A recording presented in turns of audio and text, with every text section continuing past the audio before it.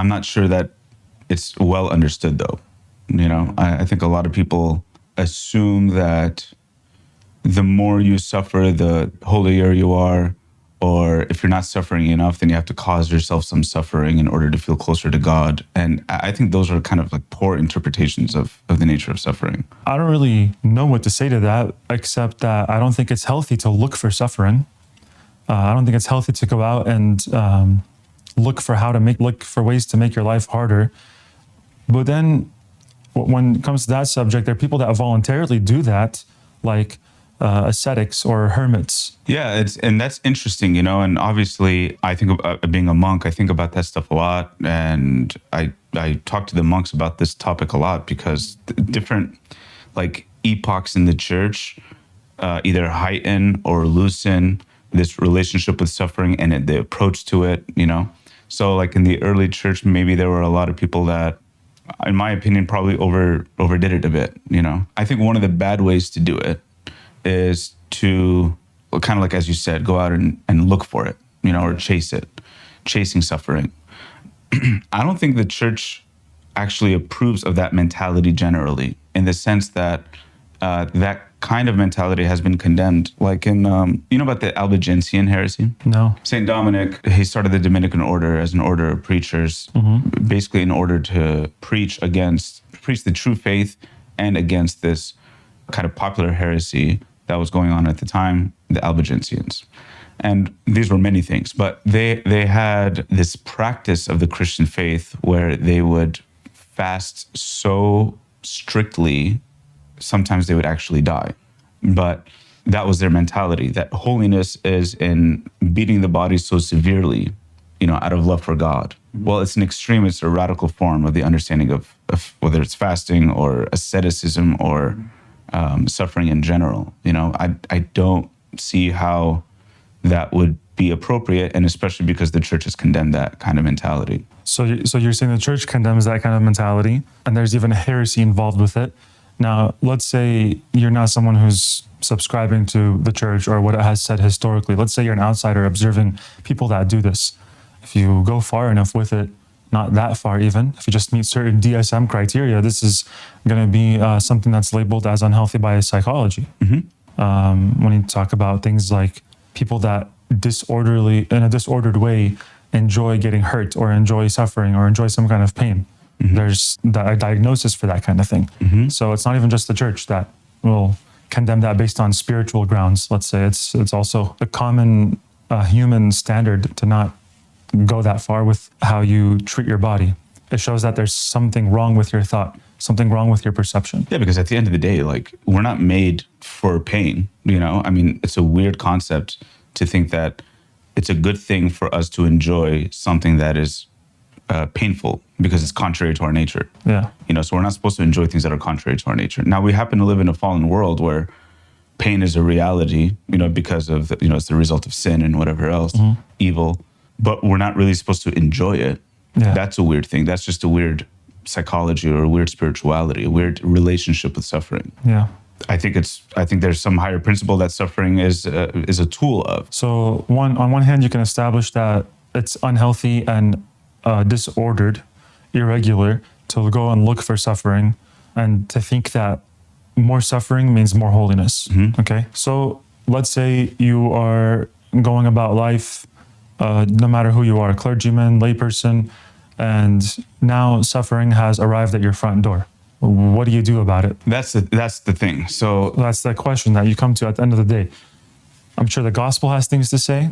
Yeah. I'm sure the tradition of the church has things to say. Yeah. Yeah, because Jesus says, whoever does not carry his cross and come after me cannot be my disciple. So like foundational principle right there. Yeah. So someone still might misinterpret that and say, so I have to carry a cross to be your disciple?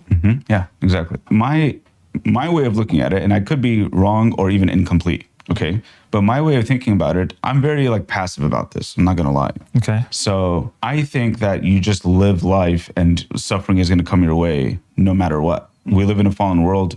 We're sinners.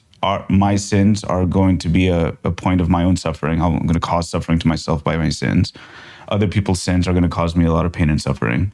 Right. So it's just kind of automatic. It's built in. You know, it's baked into the cake, as they say. Yeah. So going out and looking for it just seems kind of redundant and a little bit superfluous. You know, and in my opinion, probably even quite prideful. You know, because it becomes this kind of macho man mentality where like I can suffer more if I want to suffer more. You know, this is not enough for me or whatever it is, and then it just ends up feeding an ego, which spiritually is like the worst thing. So you can fast greater than anybody in the world, but if it inflates your ego, you've fallen into a devilish sin. You know, worse sin than if you were just totally licentious. So if I hear Jesus say to me, "Unless you carry your cross daily and follow me, then you won't be worthy of me," I can think that on one hand, like you said, there are daily kinds of suffering and pain that are common to the world, no matter who you are, but there's levels to it. Like I've heard people say, I've never lost anybody in my life, so I haven't had a chance to really show my faith in that kind of situation. But so my automatic reaction to that is, so you want to lose a family member? Yeah, exactly. Yeah. Or you feel like you're not going to be connected to God until you lose a family member. Yeah, it's very interesting. For the person that says that kind of thing, there are going to be a multitude of opportunities for you to show that you know Christ, that you desire a relationship with him, other than having to lose a family member. So it's not just through you encountering a deep, heavy kind of suffering that you're going to become holy. There are many other ways to show that you're taking on the mind and heart of Christ in your life. You're doing your best to do that in your life. It's not just about encountering a severe financial hardship or encountering loss of a family member or battling some kind of terminal disease. It's not just about those things. But those things happen. People do deal with severe health problems or severe broken relationships in families or whatever it is. There are levels to suffering. There's kind of the everyday stuff and then there's the heavier stuff. So the everyday stuff, we could say maybe people have gotten used to. Yeah, life is hard, especially like if you're in a capitalistic society that continues to influence you to think you have to keep doing more and accomplishing and establishing yourself. There's a lot of like common everyday things that are associated with that you could say, I suffer because of these things. But then there's the heavier stuff. With the heavier stuff, I've just been that's been more on my mind recently. And obviously, when I preach, when other priests are preaching, and they know, they're well informed and they know how to preach, the cross is going to be part of their preaching, the Eucharist is going to be part of their preaching. And it's not just on Sundays when we have to preach the gospel or during daily mass, there's also funerals that we preach at. And of course, suffering is present there.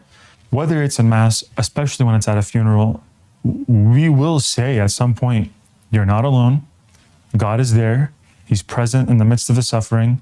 But it seems as if I'm imagining myself in the audience and hearing those kinds of words, that could easily sound abstract. I think that it's left to the abstract and that it's just a concept in the mind of somebody that hasn't developed a personal relationship with Christ. This is the beauty of the incarnation. To me, this is the beauty of the incarnation, that God became man. Now God has a human face. He has spoken to us in human words. He has a human voice that that it created a sound for his hearers to hear, right? He acted in the world in a human way. He has a human family, et cetera, right? Why? All that so that God can communicate to us in a language that we can understand, not just in metaphysical concepts and abstractions. Okay. Right? So that we can develop a relationship with God in his humanity, which to me is a beautiful thing. Okay. It's a prerequisite to understanding what it means that God is with me in my suffering. Okay. So that's a good fundamental principle. God indeed is not abstract. God took on flesh. He suffered in the way that you're saying you are suffering. And as we know, worse. So God suffered. That's one way I can tell you that you're not alone, or that your suffering could have meaning. So right now in the moment, if I'm dealing with some kind of health condition and things don't look good, so all I have to do is remember that God suffered. Well, here's the thing. So how does it work? Yeah. And the reason I'm asking is because I think there's a way that it could work. Yeah. Even though we're not trying to be scientific in the way that all of this has to be empirically applied, empirically in the way that I can measure and see and feel everything with all of my senses. But there is something I think that the human mind can access where suffering gets defined and experienced in a completely different way than what we would say is the world. Okay, God made himself need us. This is the interesting thing about Christ's incarnation and then eventually his passion, right? That he made himself needy of us, which is a mind-blowing thing, a heresy for most other religions and blasphemy. Yeah. But for Christianity, it's a fundamental biblical truth. Yeah. At the Garden of Gethsemane, at the start of his passion, Jesus takes Peter, James, and John, and he says, wait over here while I go there and pray. Yeah. Stay up with me while I go over there and pray. Why does he do that? Because he himself, again, God made man, in his humanity needs friendship. He needs a relationship. He needs his buddies with him while he's going to endure this thing. What does that tell us? In my opinion, it means that suffering is going to be a fact of life. The way to deal with it is definitely not, like as you're saying, by intellectually, performing all these mental acrobatics in order to get ourselves out of the idea of suffering. But it's to share it. It's to share it with friends, with family members, with people that we know love us, and then ultimately and above all with God. And the way that we can have, when we have a baseline understanding that I suffer with other people suffer with me, I have this mutual relationship with people that I can rely on and that I'm dependable for, and that God is the first among all of that. Yeah. Largely what Jesus means when he says, where 2 or 3 are gathered in my name, there am I in the midst of them. We don't worship God alone. We do so with others because it's a human. Or the worship isn't complete until it's joined with others. Exactly. Okay, so I think that's how Jesus makes himself known in the most unique way, actually, throughout anything that he does in his ministry. Compassion. He's saying, I will suffer with you. So when I'm suffering, I'm lacking something. I'm not as I should be. And I tell myself, there's a certain way I have to be in order to be considered good or complete. So I think it's worth considering what's really going on in the mind of someone who's saying that there's something I have to be like or I'm not good. There's people that have a certain presentation about their life that I'm thinking is good, and maybe the world is defining as good. I don't have that presentation. I don't have that appearance or whatever. So I'm not good. They're good. I'm not good. There might be pride there. Who says that this suffering has to disappear right away for me to be considered good or complete? Maybe there's something to this suffering. So if Mary's there at the cross and she looks up at Jesus is obviously going to be there suffering in front of her too. So he's also in this situation that is very negative and involves not being considered good in the way that everyone else is being considered good at the time. But he's looking back at her. She's not just looking up at him. He's looking back at her and saying, you're doing the same work I'm doing. You're becoming like me. You're becoming like God. Yep, exactly. You're doing all of this in the context of love. You're doing it for the sake of love. You're doing it in a sharing way. You're not doing it alone. So compassion is being exercised from God towards you and kind of from you back towards God and for the sake of other people, because then you can talk about how this can be offered up. This can be brought forth in front of God as a sacrifice. Right. So at the cross, Mary's there at the cross, and she is suffering not because she's being crucified, but she's suffering in relation to Christ. She's suffering because the one that she loves is suffering and she's watching it. Yeah. So she accepts that. It's a pain for her because she's being hurt by his pain and she's suffering deeply inside, and she offers that too with God in union with Christ. And that makes her what the church, not officially, it's not like a doctrine, but it's a title that in the Second Vatican Council has for Mary. It's co-redemptrix, that she redeemed the world with Christ. Christ is the one redeemer of the world, and Mary is there redeeming it with him. But that is not just Mary. And this is the kind of the point, of I think that the value of suffering is in this. It's not just Mary. As you said, she's the first Christian, but she's not the only one. St. Paul says, it's in Colossians, St. Paul says, I complete in myself what is lacking in the sacrifice or in the sufferings of Christ. So there's nothing lacking in Jesus' suffering or his sacrifice, obviously, except one thing, which is the continuation of his suffering in his body, which is the church, you and me. So Jesus continues to be crucified in us. When we suffer, we can participate in Jesus's crucifixion and Jesus's offering of himself to the Father, and therefore in Jesus's redemption of the world. Our suffering can become meritorious, like it can bear fruit for ourselves and for others and for the whole world. And we, with Christ, get to offer ourselves to the Father together as one act of worship, one qurbana. And we get to be partakers of that as the one Christ, the head and the body, the church. I think that's really beautiful. I think that's really the point of it. It's that suffering or pain or whatever takes on this liturgical character, that it becomes an act of worship when I suffer well. As you said, when I offer it up to God, that's not just a nice Catholic cliche. Yeah. It kind of becomes like that sometimes, but it's full of meaning. I offer it up.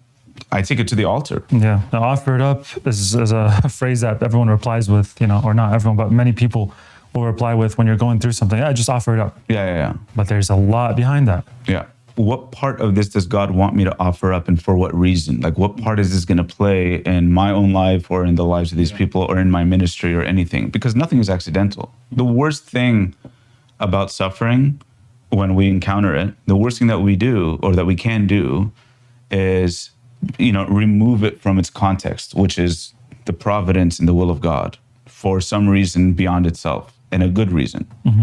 When we remove it from its context, then it just happens accidentally, or it's chaotic, or it's meaningless. That's the worst thing that we can do to ourselves, which is not consider the reason for it in the light of God, which is not discern, like, what does God want me to do here? Yeah. So any question that includes God and his rationale for allowing this to happen for some good reason, any question that has to do with that, I think is good. Yeah. That I think is really beautiful. That I think perfectly frames why God allows us to suffer. And it's ultimately for sanctification, as opposed to, let's say, the Albigensianists or movements in the church where suffering equals holiness reduces Christianity, reduces the faith to a transactional reality. So then you're talking about Pelagianism. Pelagianism, Yeah, Pelagianism. So if I'm not gonna eat, I'm gonna give up, I'm gonna fast from this thing for 3 weeks so that I can get this thing out of God. It's this transactional thing. It's a making a deal. It's like doing a bank transaction or something. That's not a relationship with God. People will ask, like, does God just want me to suffer my whole life and then die? And then I get to be happy in heaven only? Like, this life is about suffering, and then the next life is about joy. It's kind of weird to paint that picture about saying this life is all about suffering and the next life is all about happiness. Well, this life is not pure happiness, regardless of what your opinion is. It's just not. Just look around. And I think this life is like training grounds. That's how I see it. Why does it feel so good to talk about something you've suffered from? You're sharing it. Yeah. It's not meant to stay in. It's not meant to be built up. You'll self-destruct like that. Yeah. That's a natural human mechanism that could teach you the lesson that you're trying to convey, that you're not supposed to suffer alone. Yeah, exactly. I hope that if anyone's listening to this, or just even you, have you experienced something like that? Have you experienced where you sat down with somebody who was equipped to listen to you, and you communicated details of something you went through? It automatically feels good without even any reply from that person. Exactly. Yeah. And without any change to the circumstance. Sure. Yeah. Like, nothing in the objective circumstance is changing in my life that's causing me the pain, and yet so much of the pain is relieved just by the fact that I'm able to share it with a trusted friend or somebody, So what's working in that situation? Compassion, love, right? Exactly. And so maybe the situation won't change, but joy was just infused into it. And probably, just for whatever it's worth, a personal anecdote, I remember one time I was going through a very, very difficult thing in seminary, okay?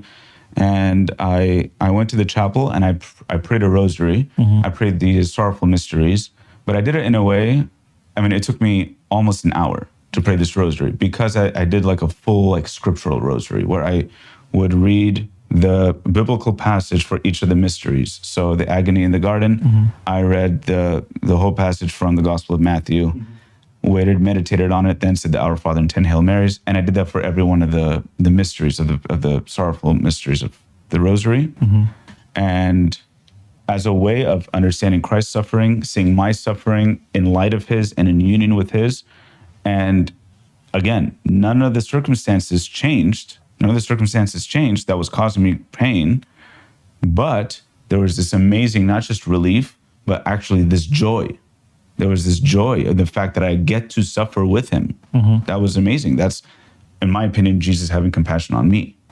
Right? So we can share it with people, and we should. We should share it with friends and family, and we should. Yeah. And we should also share it with the incarnate God who has made himself available to us, but also suffered for us and with us. Yeah, and if you're going to, let's say, pray in an adoration chapel, whether it's a rosary or you're going to read and meditate on scripture, there's a dialogue to be had, but you need to know who you're looking at. You need to know a little bit about this Eucharist. You need to know about how God desires to establish the relationship with man that man broke and continues to break.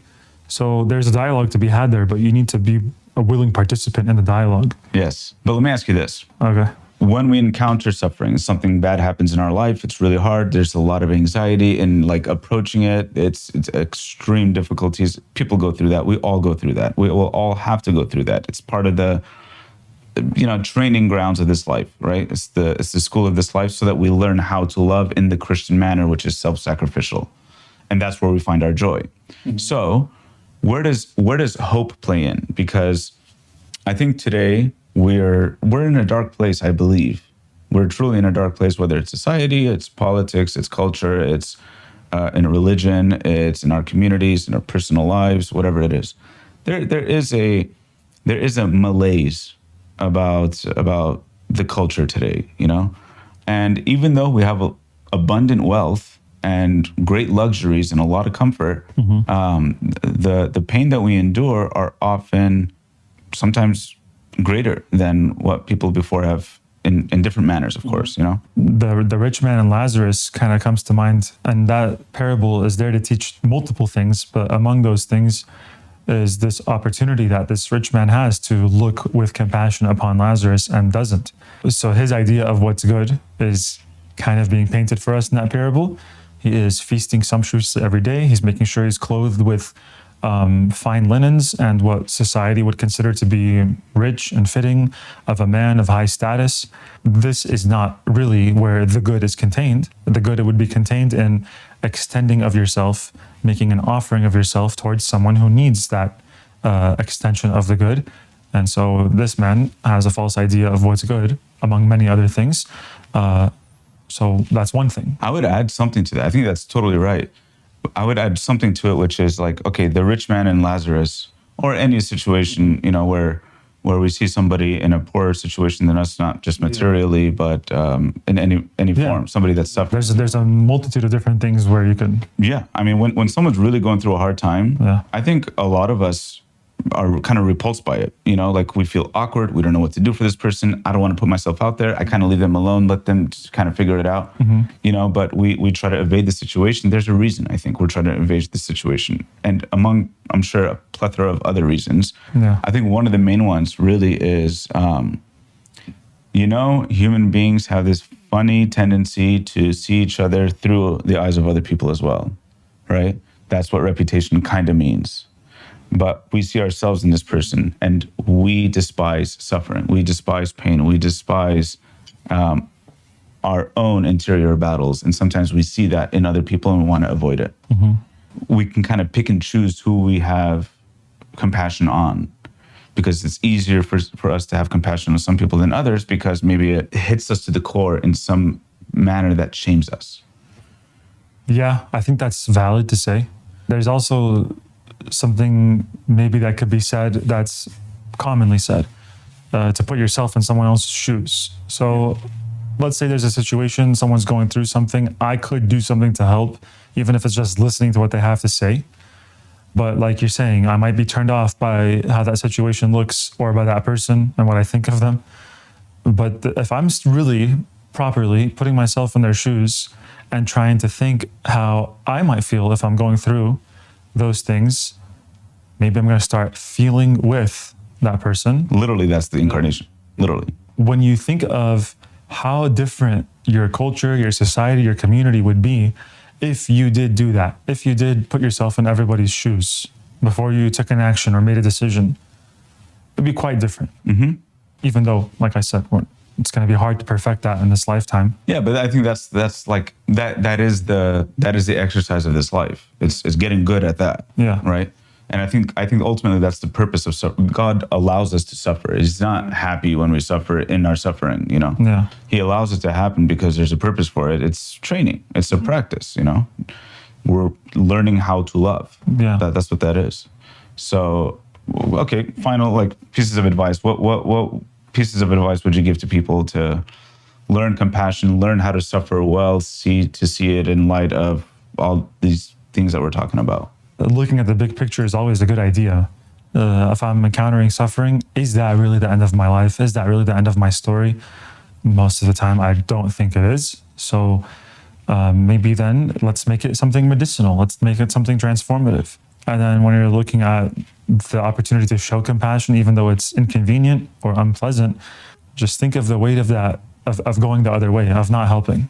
Just think of the consequence of not helping when you could do something or when you could listen or something like that. And in light of that, I guess the only advice that I would give to people on how to suffer better or suffer well and to see it for its purpose and everything like that, and to keep all that stuff in mind, is just see it as an opportunity. You're going through something hard, somebody says something to you you don't like, somebody is offensive to you, you're cheated, you're mistreated, anything like that.